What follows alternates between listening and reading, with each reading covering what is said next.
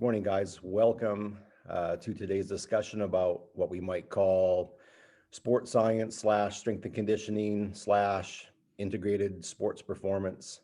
And I'm tasking us with this objective of enlightening these intro students in exercise and sports science undergrad program of this little sliver of the big whole piece of the kinesiology, exercise and sports science pie. And we're going to talk a little bit about background, some paths and some journeys and what this type of work really entails. And, I'm really grateful that you guys are here. This is a great cast of characters to have this discussion. So maybe just to kick things off here, how about a quick intro from each of you? Not really going into a lot of details, but, name, what your role is, maybe a little bit about education, but not too much detail because we'll probably get into that later as well. Not everybody at once. Go ahead, John. We're going to start with you. Okay. John Weigel. I'm currently the Director of Performance Science, Player Development with the Kansas City Royals.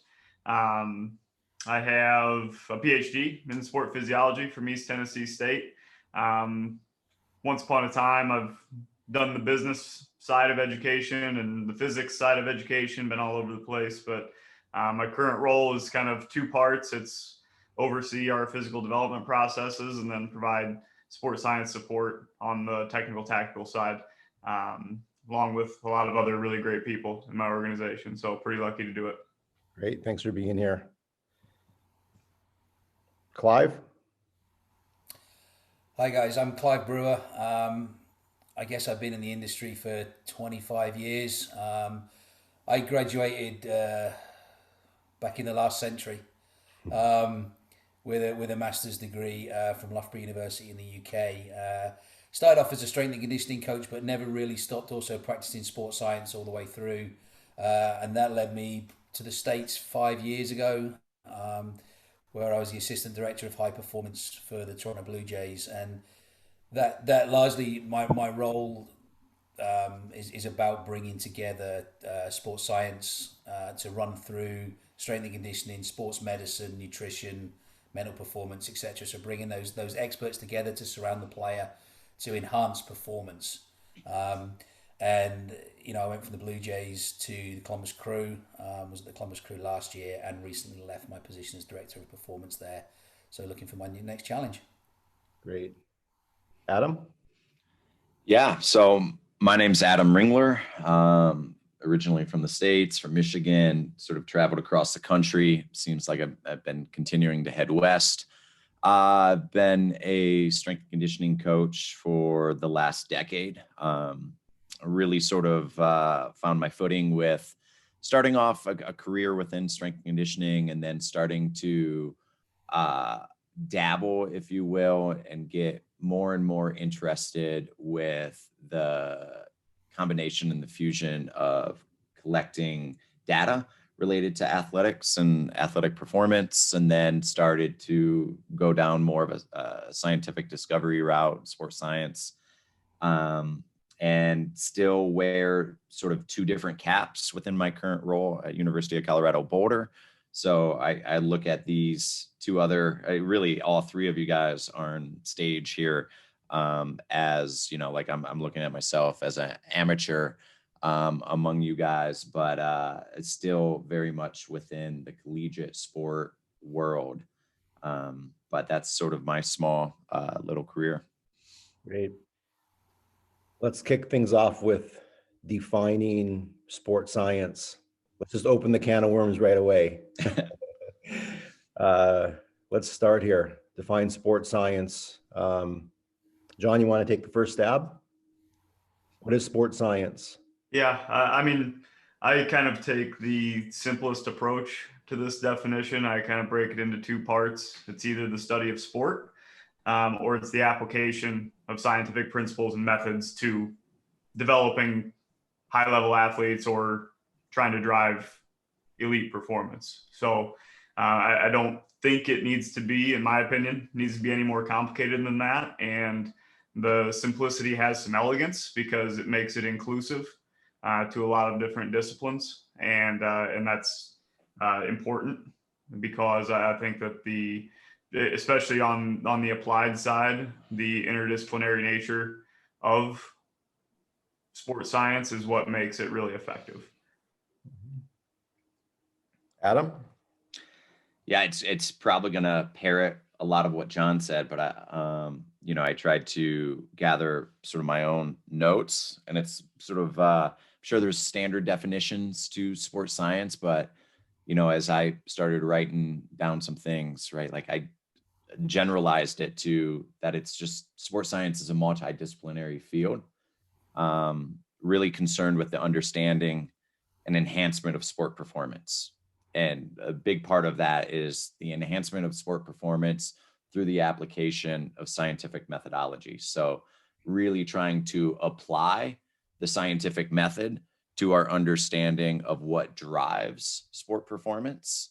And that's sort of maybe the nuance of some of the differences, rather.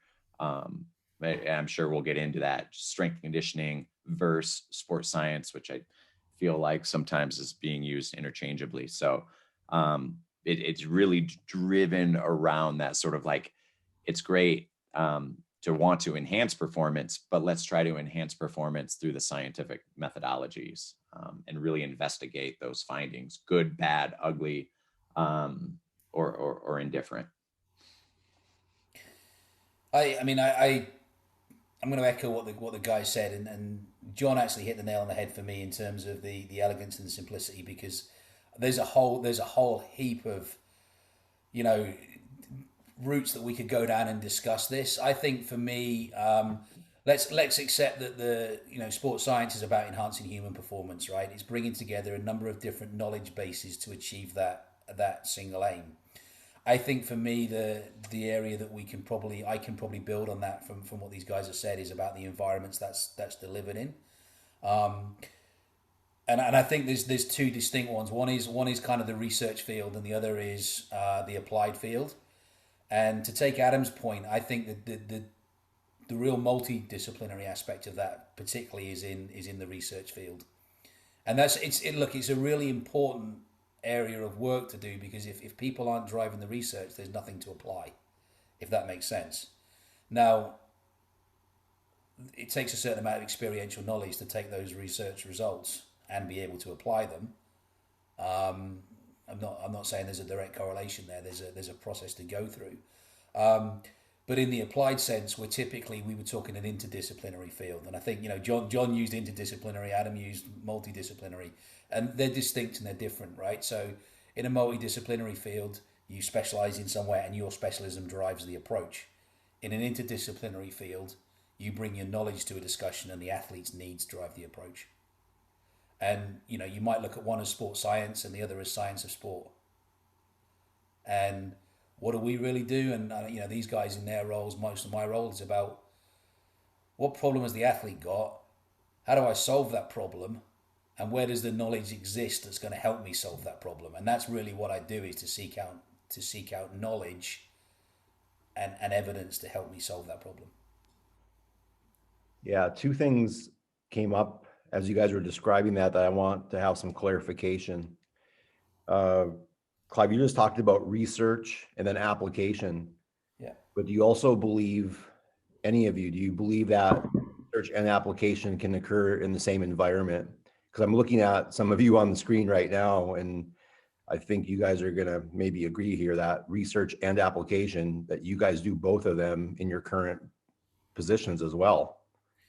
Like as an applied sports scientist, if we might use that term, right, in the field, you're going through the scientific process because you're collecting data, right? You're analyzing the data, and we may call it program evaluation, but we're still going through that research process per se. It may not end up in a peer-reviewed publication, but you're going through the process. So again, are you agreeing with my comments, or anything you guys want to add to that? No, I think we can have a blazing agreement on it as such. They're similar and they're different, though. I think research in a lab, and I haven't really operated in a lab since for 20 years as such. It's more about how can I bring the things that I learned in the lab as a student to the field, and in an applied setting, the closer the laboratory comes to the field and the practice environment, the more chance we have of actually making it applicable. That wouldn't operate in a research field because you need to understand, you need to isolate those variables and need to understand what it is that you're. So I think you're exactly right. You take the principles of scientific process and the rigor of scientific process and the logic of analysis of results. I think you would take all of that, the actual instrumentation purpose of the two fields are different, if that makes sense. If that makes sense. Yeah, I think that young people would be surprised at how much research never sees the light of day that is embedded within sport. Just because that's basically what we're trying to do is better understand, in my case, currently baseball performance better than the other clubs, and use those findings to drive a competitive advantage. And so it's actually not in our best interest to publish or share some of these things. And so I think that if you are a young person that really enjoys research, there's actually a place for you within sport that you can scratch that itch, for lack of a better term, because it does happen on a daily basis here. Yeah, I echoing John on that, certainly. I mean, when you start to look at different organizations and intellectual property and academia, and then, the publication of those findings and review boards necessary to pursue publication, a lot of what we do is internal and just meant to give us, our university or our organization a competitive advantage, an edge over our opposition. So a lot of that, unfortunately, which is, you wish you could contribute to the scientific knowledge and the body, but a lot of that doesn't see publication at the end of the day. But, Clive mentioned the rigor of the lab and the attention to detail within methodologies. I do think it's extremely valuable. Like, I was a strength conditioning coach for 5-6 years, quit, went back to school to get my PhD, and was then embedded in a lab for 2.5 years before returning to the field. That time in the lab for me was extremely helpful because I learned that rigor from some of the best in the world. I'm really, really grateful for that, with Dr. Mike Stone and Brad DeWeese, Kimmy Sato, all those people that I had the chance to work with. But without that experience in the lab, I would have had a much harder time applying any sort of research methodology to a sports setting and doing it well. So coming from that and learning those lessons was really important for me. Yeah, and if I can give an example that will tie that together, when I was at the Blue Jays, we wanted to investigate. There's a test using a force platform instrumentation for shoulder force production. It's called the ASH test, and it tests the shoulder in 3 different positions using some fairly complex instrumentation. What we didn't want to do with the players, though, was to test them in 3 different positions every time, because it's like which one can we get the most bang for our buck from without wasting the players' time and without giving us lots of information to look at. So we actually went through a process with the younger players over a period of time where we tested them in all 3 positions, because they were our first year players. That's what we use them for. As they, we test things out with those guys as we try and enhance their performance. And we correlated the variables from the force platform with the variables that we saw in their performance and the variables of the injury data that we had from them. And we were able to say, after 6 months of scientific rigor and data analysis, that we found that this measure correlates best with global strength, this measure correlates best with core strength, and this measure correlates best with performance. So having done that, and John and Adam will both know, and Joe as well, if you go on a force platform, there's probably about 90 different variables that you could take out of it. So what are the numbers that I really want to pay attention to for that one test? So that was another then rigorous process to look through, which enable us to get to, okay, this is the position we want to test in, and this is the number that I'm going to look at. That took a year of data collection and many samples and many to come up with, okay, this is what we're going to move forward next year with our, all the way through our senior process. So we're getting those players better all the time. We're learning more about those players. We're learning more about the process, but we're applying the rigor, the discipline, and the methodologies that were learned in the lab a long time ago. Yeah, the second piece that I wanted to bring up from that initial question, and I'm just going to state it here instead of asking you guys a question in lieu of time, but we talked about multi and interdisciplinary, and again, it's been brought up already. Biomechanics, exercise physiology, strength and conditioning. There's some data analytics in here, right? So it's just getting this breadth of understanding, within this larger field of kinesiology and exercise and sports science as well. Now, each of you have talked a little bit about strength and conditioning and serving in that role yourselves. How about describing the daily duties, just so the students are really clear? What are the daily duties of a strength and conditioning coach?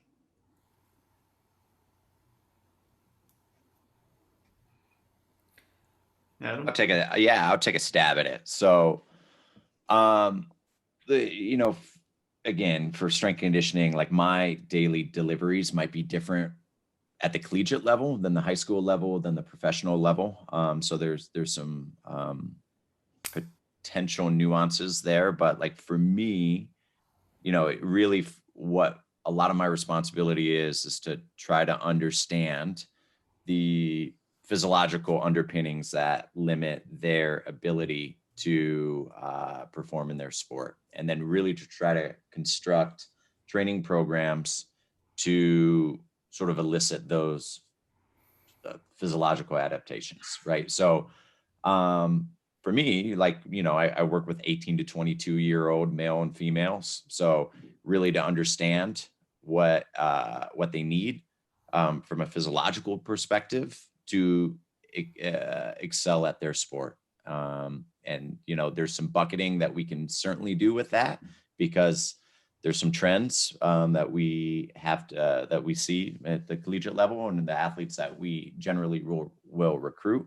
But it's to really help guide that process through the construction of training programs to get what we really need out of them physiologically, right? So I continue to come back and say that because, there's sport performance, there's strength and conditioning, and there's a lot of different domains that I think are generalized under sport performance, from technical, tactical, and some of the other psychological and other domains. But like a true strength conditioning is really trying to solve that problem, the physiological problem, through approaches that address those underpinnings.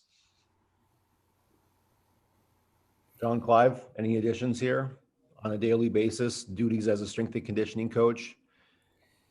I can probably build on that and just illustrate it by, if I go back to this year at the Columbus Crew, for example. And what I really liked about the strength and conditioning team there was the fact, and I try and do this, is blend experiences, backgrounds, knowledges, and skills. So players would come in the morning. We require them to do a certain number of, it might be a groin squeeze or a jump or whatever. So there's an element of data collection there that we put with other, subjective data that the player gives, and also sleep sensor data and that sort of stuff. So there's an element of data collection. The players then go in, and each individual player has got an individual preparation routine that they go through each day, which is like sort of 10 to 15 minutes. And that's basically identified against their, what we might say is their functional injury risk, right? So what does this guy need to do before he goes on the field to get him optimally prepared to train? And that was led by female strength and conditioning coach who was really, really good at understanding movement and understanding. She was like a bridge between the medical room and the strength room. So she could, we could say, okay, this player has got this limitation, and she's able to translate that into a movement preparation routine for that player to prepare them through. Player would then go onto the field where, I had another strength and conditioning coach as a title, but like this guy, he's come from Italy. he understands soccer, and he understands the on-field physiology of soccer. I wouldn't let him loose in the weight room in a million years. But he's great in that environment. So my role working with him is to say that this is the purpose of today's session. This is the warm up you need to deliver to get them ready. And then he'll deliver the squad warm up, and then he'll take individual players for individual work. Maybe end stage rehab or other functional work that's needed with those guys on the field. That's his area of specialism. Then the players would come off and they go back in the weight room, and the strength and conditioning coach who's really good at saying, okay, this is what the player needs to make him better. I've got a weight routine that's going to do that, and somewhere between 30 and 45 minutes, I'm going to, and the guys will go in and work through that in the gym led by him. So I think, there's that blend of work that'll go through as on a daily basis, and I think that's maybe typical of a lot of settings.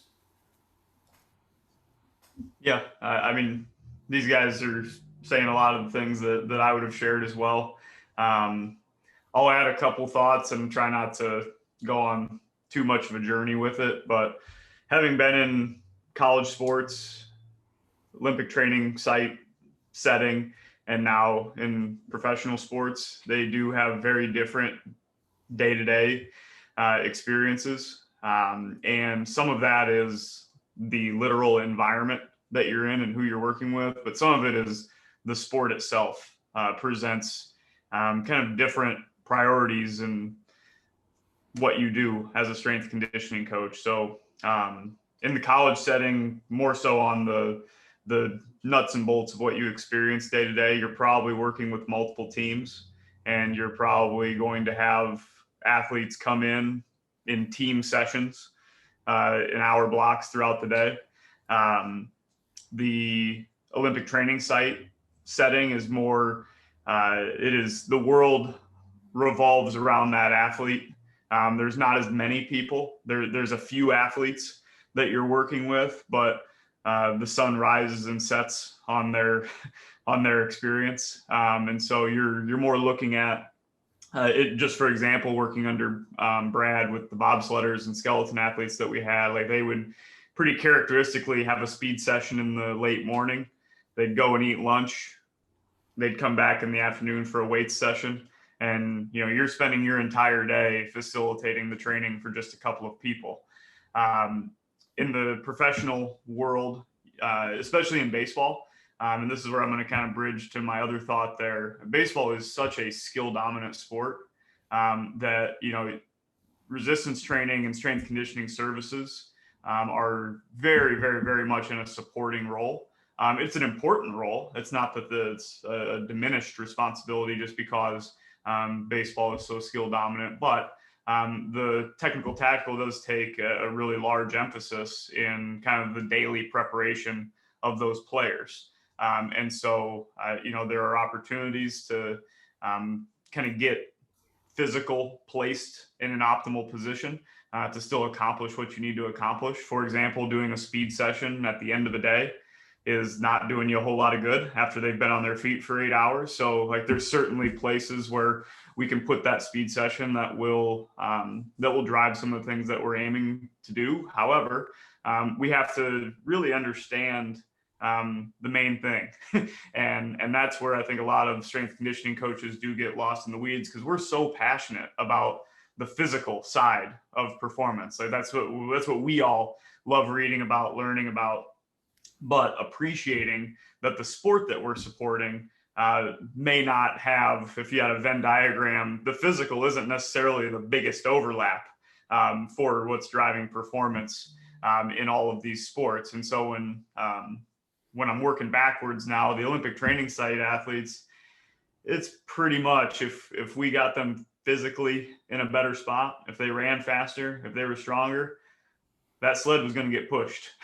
And so, the work that you're doing very directly impacts on in competition performance, I guess, for lack of a better term. But with some of these other sports, we just need to appreciate that sometimes we are either removing barriers to performance, making sure that injury risk reduction strategies are robust, that workload management is in place, and we can provide support in that area. So it just looks a lot different depending on not only the setting that you're in, but the sport that you're working with. And again, I'll probably close in the same way that I open. It's not that it's less important in these other sports. It's just that we need to appreciate kind of how we fit in as strength conditioning coaches to the overall development and performance of the players.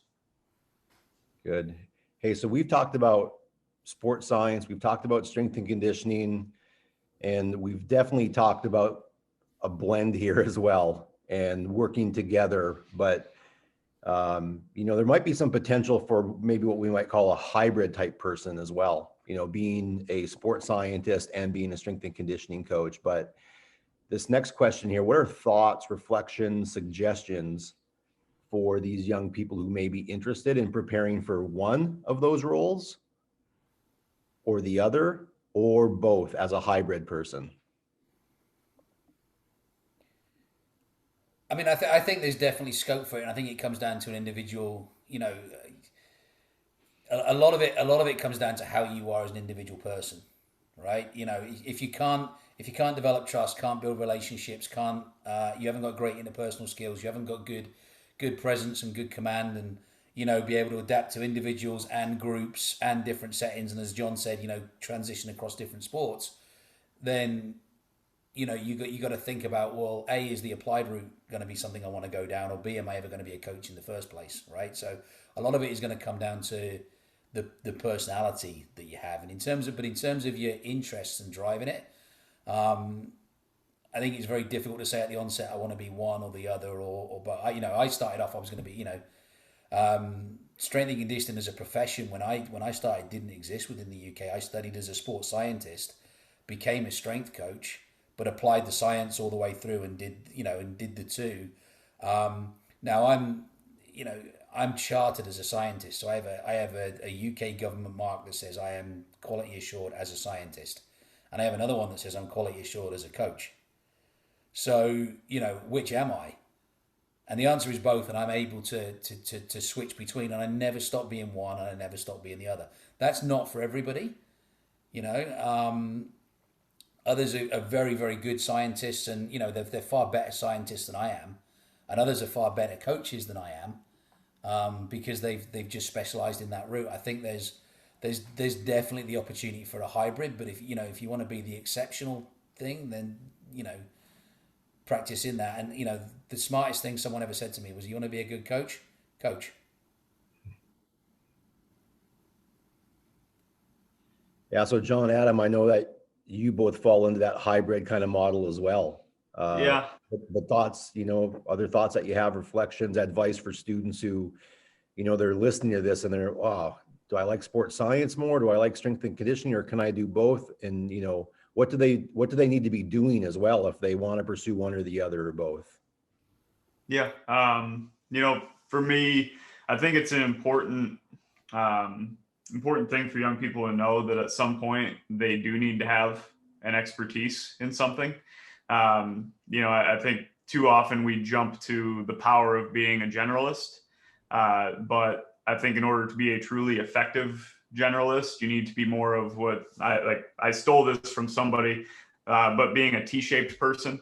So the stem of that T is one area that you have a lot of depth of understanding in, but the cross of that T, you have breadth of understanding in a lot of different areas. And so being a T-shaped person allows you to really be an effective generalist. And if you want to expand to roles like Clive's been in, that you're a high performance director, things like that, that's kind of necessary. And the good news is that maybe, and Clive, you can maybe correct me if I'm wrong, but 10, 15 years ago, the gateway area of expertise to be a sports scientist was to be a strength conditioning coach. Like, you were first a physiologist or an S&C, and then you and we talked about it offline, that then you transitioned into that. Now you can be a biomechanist and then transition into a broader sports science role. You can be a data scientist. There's these different entry points. You can be a skill development expert. But I think that too often people skip that that first step of really gaining a deep understanding of a narrow subject matter, and being a subject matter expert in something, before they look broader. So in terms of, yes, you can be one of these part strength conditioning, part sports science people. You can be part biomechanist, part sports science, whatever the case may be. You can be part sport coach, part sports scientist. Like those guys are geniuses in technical, tactical, and quite honestly, when I was in strength conditioning, I looked up to people like Clive and Duncan French and those as people who were doing both really, really well. And I aspired to be one of those people that could do both really well because of the example, that people like Clive and Duncan set. So, I guess grateful for your work, Clive, because you kind of opened up that world of possibilities for a lot of us. Can I just build on that? And you're welcome for the T-shaped quote, by the way.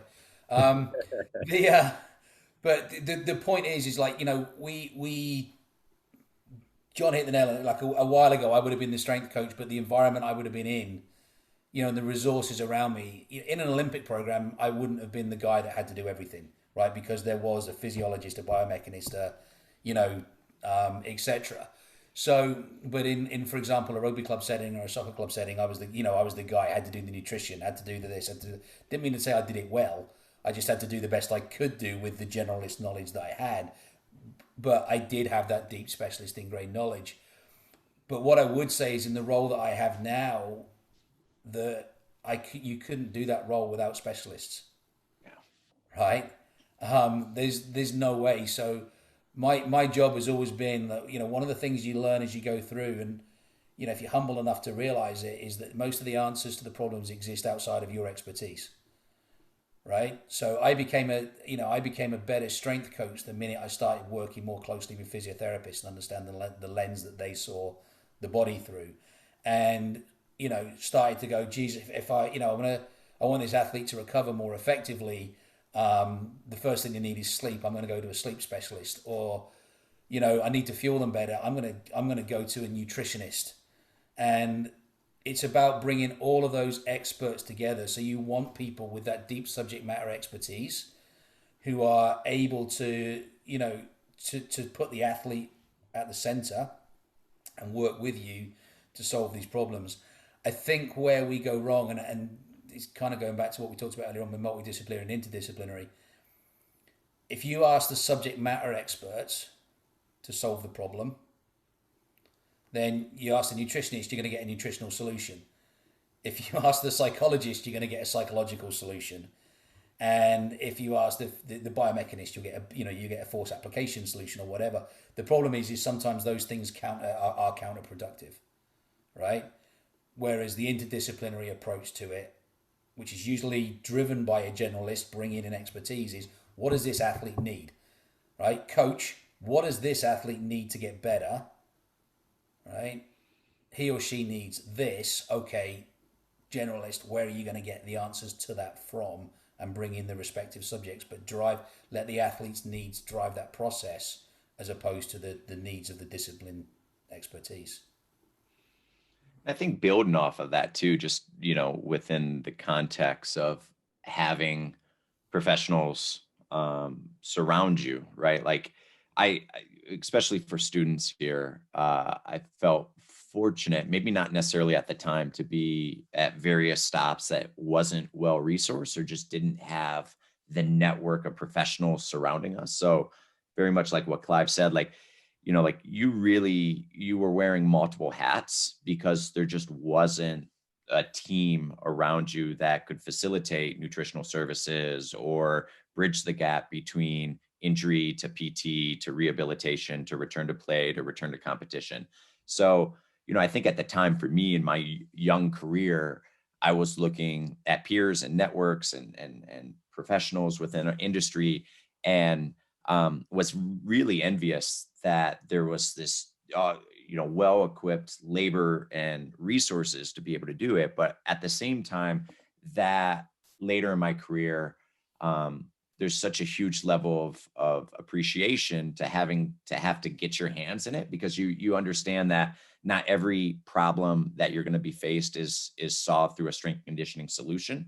So you start to see that the pie is much bigger than just what you can deliver. And now moving from a small organization into a larger one where there are subject matter experts in a lot of different domains, now through that small, just even the transition, you can start to act more as a generalist, because you can start to sit on the fringes of those domains and start to recognize the problem that the athlete brings in, more of that interdisciplinary approach of starting to see that problem as it comes in, and then starting to refer out to the appropriate solution that's necessary to drive what the athlete sort of needs at that time. So it's, like I feel super fortunate that, at the time that I had to wear those multiple hats, even though now I don't have to, because it just provided that sort of perspective to have and develop those skills that sit on the fringe of a lot of the different domains. The key to it, and I think that, Adam's there talking about, I've looked here, I've gone there, I've sought this out, I saw what they were doing. That curiosity and that desire to learn, that's the thing that's ultimately going to drive success in someone. Is you have to be curious, and that ability to seek out knowledge and want to solve problems and want to solve, that's what's going to drive you forward and make you better ultimately. Clive, that is a great segue into this last question. Being curious, being a problem solver. What other last pieces of advice do you guys have for these young people, or maybe not so young people, who want to maybe transition into a career in sports science and/or strength and conditioning, or maybe what we might call integrated sports performance as well? So last pieces of advice.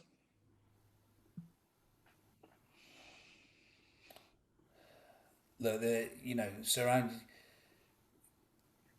The best piece of advice that I can always give to someone is literally, let's say, if you want to go and do it, go and do it, and put yourself in environments where, Joe, your students are, you have got a wealth of expertise and a wealth of experiences in a range of different fields. I'd be sat there and saying, Joe, I think I want to do this. Where can you help me out, get that opportunity to go and try it? I want to see if I can coach. I want to see if I can work with kids. I want to see if I can work with the top volleyball team. I want to see if I can, and actually go and practice it and go and learn your trade craft and apply it. And then when you're applying it, think about, how do I make this athlete jump higher? How do I know how high the athlete's jumping? Is there a way I can measure it? Is there and just actually going and doing that and trying it and seeing it and being curious about it. That's probably the best advice I would look to give. Yeah, we're only in week 2 and the students have already heard me say gain experience 84 times. There's that quote, knowledge is power, but also Dale Carnegie said knowledge is not power until it's applied. And the way that you need to apply your knowledge is to gain experience. So, again, to hear that from you as well is reinforcement as well. John, Adam, what do you think? Pieces of advice here? Yeah, I think too, fit matters, a lot when it comes to organizations, and when you're trying to find placement, and that one position or one job or one organization might be a perfect fit for the right applicant, and you might find yourself in that role and it might not be the best fit for you. In the same time that you might, as a student entering the field or a young professional getting into it, that you may find yourself in situations where you're trying to deliver something, an initiative, a project, deliverable that the organization is not ready for either. And that's fine, because that's where the organization is at in their journey as well. So being mindful of, and respecting sort of that professional fit, because chances are there will be a spot or a position or a working environment that is the right fit for you. And when you do find that allows you to do your best work and, returns back some interest to you and some passion, and excites you about it, and allows you to do what you're uniquely qualified or like to do or love to do, or what you're passionate about. I mean, that's the perfect fit for you. And it's not wrong if the organization isn't there. It's not wrong that if you're not the right person for that. But keep trying to find where those things overlap. And when you do, hang on as tight as you can. Yeah. I think a couple of things that that I was fortunate to do pretty well early on in my career that I believe helped me quite a bit is to, number one, have heroes. So, I mentioned that, I looked up to people like Duncan, people like Clive, Jeremy Shepard, Brad DeWeese. There were a lot of people that I would watch from afar. And I think it's very similar that when you're like a little kid, and I grew up in the 90s when Michael Jordan and the Chicago Bulls were everything. And, everybody's in their driveway trying to hit fadeaways, and, counting down 3, 2, 1, all that stuff. It's having heroes is really important because it allows you to develop ambition, which I view ambition as kind of this like eternal flame. It's kind of what gets you out of bed every morning. It's why you're doing what you're doing. Passion, I think, is kind of gasoline on that flame. You'll find positions, you'll find people that really ignite your passion, but ambition is what you've got when you're all by yourself and you're reading or you're watching another coach or, doing something like that. So, I think having heroes is important because we need people to look up to, and we need people, most importantly now, to go learn from.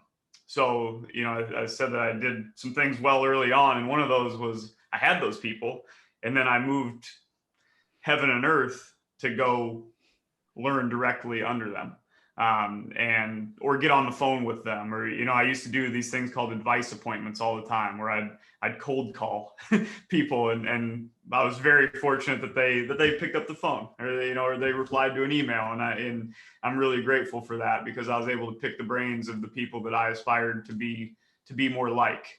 And so if you're going to do internships, if you're going to do entry level assistant positions and things like that, go do them under people, or really try to go do them under people that you look up to and that you really want to learn from, because that'll allow you to be present. And that's kind of my last piece of advice with this is I think a lot of people view internships, view phone calls, do these things as kind of transactions. Like, oh, well, if I get on a call with Adam or Clive 6 months from now, they're gonna get me a job, or they're gonna do this for me, or that, and instead it's really appreciating the expertise that people like Adam and Clive have, and being like so present in those conversations, in those experiences, to make yourself better. And that's kind of the difference between ambition and passion, and what people need to do in order to be really successful in this field is let the ambition drive you, let it make you be present, let it make you be around people that you look up to, because I think that's got a lot of long-term benefits rather than short-term transactions that'll help you not only get a job, because we all need jobs and it's really important, but at some point we have to be really good in those jobs. And so that's going to set you up to be successful in the roles when the opportunities do arise. John, you have the quote of the day, buddy. Ambition is the flame and passion is the gasoline upon that flame. 100% of what I say is probably stolen. So I just don't remember who I got it from, but we can give it to Clive. No, that wasn't mine. I'm not creative enough for that sort of stuff. But what I will say though is that, I mean, as things evolve, what you do know is that the people, at some point you're a learner, but we're always learners. Like I'm the guy now, I'm picking the phone up to John and I'm picking the phone up to Joe and I'm picking the phone up to Adam. I'm going, geez, guys, I need to learn from you. I need to learn what you're doing. And, because the one thing is we're all trying to get better every day. And if you're not, you're in the wrong industry, So if you're not getting better, you're getting worse. That's the nature of sport, So what I will say is that those guys who are, who come up in following generations, they're the guys I now look up to because they're closer to learning than I am. They're more, they've got that, they've got different solutions to problems than that I might. So, that process is now reversed. I'm phoning John up and saying, like, how do you deal with this? How do I deal with that? What can I learn? Where's the etc. And that just perpetuates that. You never stop that. Yeah, Clive, I want to touch on something you talked about in giving advice as well, and that's people skills. We can talk about biomechanics and all of these other pieces, right? But, having that social and emotional intelligence and those people skills are really vital. And before we close out here, just want to take just a couple of minutes because we're kind of getting to the end of time, but how about data and technology? I mean, it's come up, it's been brought up several times, right? Like this is, we have a lot of technology around us. We're in the technology age, the information age. We have data around us. How important is it for young people to get their hands on technology related to sports science, strength and conditioning, and then also get really comfortable with data and data analytics? I have a perspective on it which may be flawed, but I've seen a big influx, particularly recently into the States, where people think technology is sports science, and it isn't. Right? When I got to the Jays, someone said, "Look, you're going to strap a few GPS units on people, and that's the sports science program," and it isn't that. Right? Technology is a means to an end to get us data, and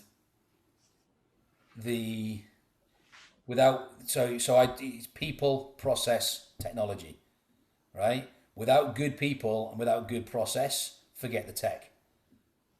You gotta have all three things for that to be successful.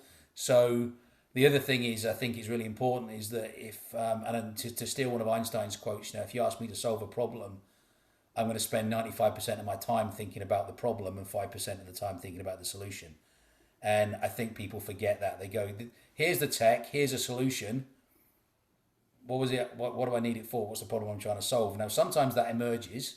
You learn things as you gather data. I've certainly done that as I've gone through. Like, Jesus, why is that occurring? Right? But the purpose of bringing it in was to solve a problem. So people, process, problem solving, identifying problems, then get the right solution to the problem, which is where the tech comes in. And with the data analytics, yes, you need to be comfortable with it. I'm going to be completely honest though. There are guys who are far, far, far more expert at data analytics than I am. And most sports departments, most sports teams have data analyst departments. So that I want to go to these guys and say, here's a problem I'm trying to solve. There's the numbers. They might not understand the physiology or the biomechanics or the underpinning knowledge as to why that is occurring, but they can do the data analytics to tell me what is occurring. Yeah, I want to jump to Adam because Adam is in this unique position where he has to be the data scientist as well, right? Like Adam's the jack of all trades. He's a strength and conditioning coach. He's a sports scientist, and he's the data analytics person as well. So, Adam, your thoughts on technology and data science? Yeah, I mean, look, I don't know how much more I can add that Clive hasn't, already hit the ball out of the park with. Any type of technology is the means to the end to collect data, but then without standardization of collection, without the rigor of that scientific method, the data that you get, it's the analysis on the back end is only as good as the data that you collect through that standardized sort of methodology. So garbage in will equal garbage out 100% of the time. So really making sure that the data is as pristine or as clean, as neat, as tidy as possible is really, really important. I found myself in this sort of data. Look, I'm not a classically trained data scientist, despite using R and using Python. But I ventured into that role only because I wanted to better understand what our data scientists are doing from day to day, so I can better communicate my needs to them, and then be able to understand when we sit down and look at code, to have some level of rudimentary understanding of what that is, so that we can speak the same language, we have the same vernacular when we're talking about the problems that we're trying to solve. So, but like Clive said, I mean, just strapping on a GPS device is not sports science, nor is having data sports science either, because there's a lot of data out there. Most of it's bad. Most of it's pretty ugly, but like when you apply that scientific method and you use the right instrumentation and you do it in a way that produces quality data, then that allows for a data science team or a data scientist to then take that information, run analysis right on it. But then the most important thing that you talked about, Joe, was then being able to communicate it back to your stakeholders. And that then is all delivered through your relationship with them, but the style and communication abilities that you have, that emotional intelligence, that EQ, to be able to take that information or that data and then apply it in a way that a coach can understand. So, like whether it is like code switching or what, but like how you speak to your athletes may be different than the way that you speak to your peer group or your professionals, may be different than the way that you speak to your front office, may be different than the way that you communicate to your key stakeholders, GMs, athletic directors, etc. So being able to navigate that and be able to apply the information in a way that's easily digestible for the person that you're trying to deliver that. For me, I think that's emotional intelligence of understanding what that person needs to hear to drive the next change that's necessary. John, anything to add there? Yeah, these guys have really good answers. I was just taking it all in. Adam talked, I'll start piggybacking off of Adam with the delivery piece. I think too often we sometimes unintentionally or subconsciously create these either like syntactic, semantic, or pragmatic barriers where, the reports or the way that we deliver this information to a variety of stakeholders has jargon in it that creates barriers to interpretation or to applying what we are communicating. And so figuring out ways to distill information down, or the findings that we have down to a way that is kind of agnostic, I guess, to anybody, from any discipline, like that's really, really important to be able to have your message heard, and have your message appreciated, understood, and of course, applied for the betterment of the players and teams that you're serving. But the other thing that I think I'll probably just take it a little bit more of an extreme view of what Clive said. I think it's really dangerous and possibly even a death nail for a sports science department or a sports scientist to become synonymous with technology. Like those things, as Adam and Clive both mentioned, they're not the same thing. And really, if they do become the same thing, my last piece of advice for young people is get yourself a real tough guy dog like him. Just while John's taking care of the danger of animals. Yeah. Several things come to my mind, and look, if you can't take a complex thing and make it simple, you don't understand it well enough, right? So when someone said to me, explain the sports science program to the baseball players, for me it's really simple, right? You're driving along in a car and you got your dashboard in front of you. The dashboard tells you how much fuel you got left.